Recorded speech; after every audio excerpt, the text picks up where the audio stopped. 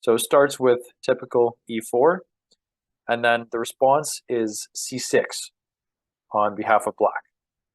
Now I responded to this with c4, so I'm anticipating that he is going to move his d7 pawn up to d5, and once he does, I will capture and he will recapture, which is exactly what happened. And then I recaptured again. This is a bit of big. Most people often bring out their queen and just let me get a free developed piece. The best response to this is bringing the knight out to f6 and then capturing with your knight, so you're not leaving an important piece vulnerable, which is what happens when you bring out your queen, which this person did. So I responded by threatening it with the knight, giving me a bit more momentum. He then decided to threaten my king, put me in check. So usually people would put the bishop in the way and just continue developing.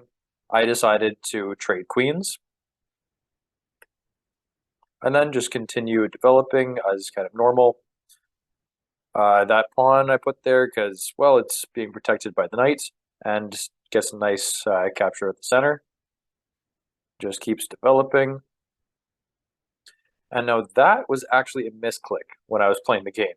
So I had gone to click on the rook, and I didn't realize that I already clicked on my king, so it castled.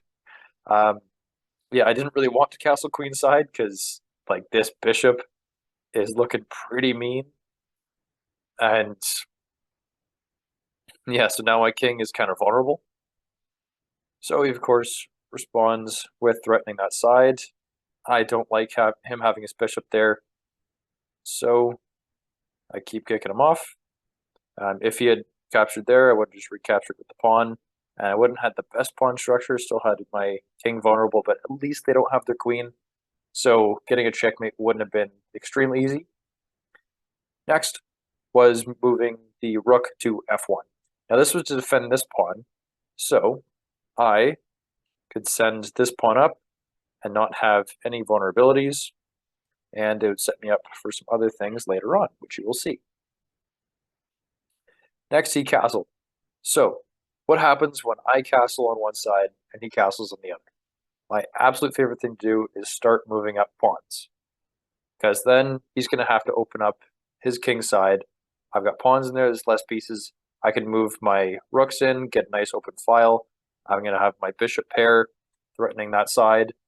Things are going to look a little worrisome for him. Now he comes in here to come threaten the pawn.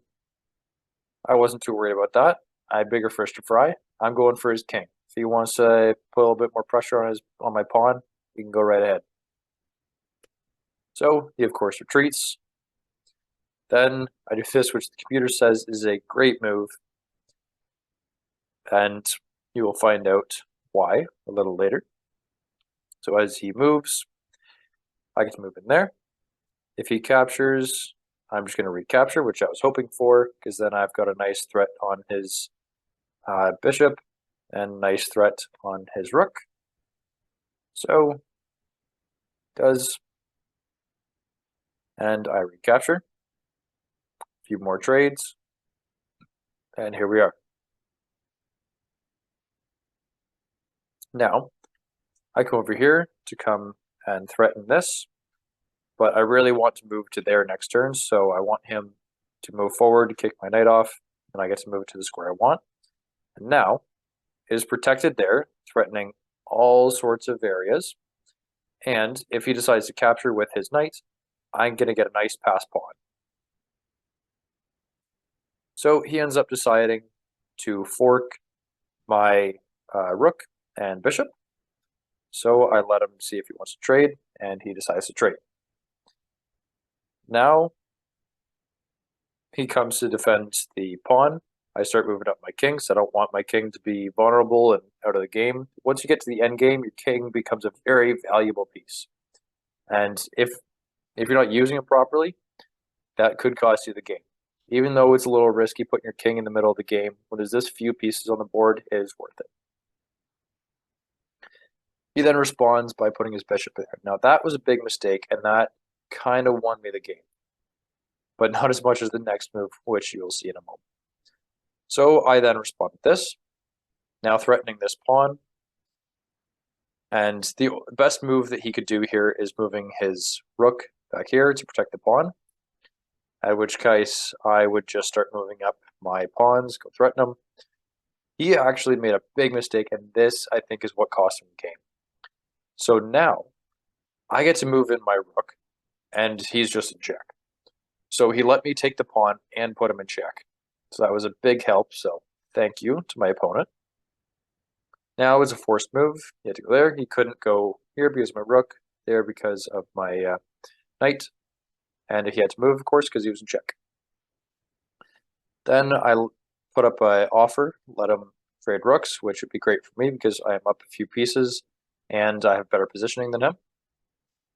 He accepted my offer, so I put him in a fork. I'm going to take either the pawn or the bishop. He responds with the only smart move and puts his bishop in the way, so I can't just take a free piece. I then put up my pawn to kick him off that square.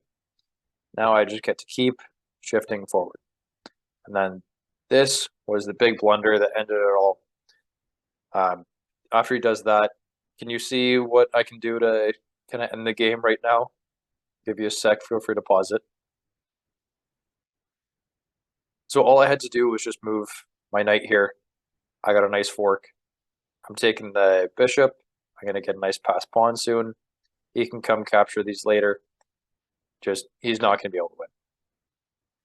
So that is all. Subscribe to the channel for more. I'll be releasing videos regularly.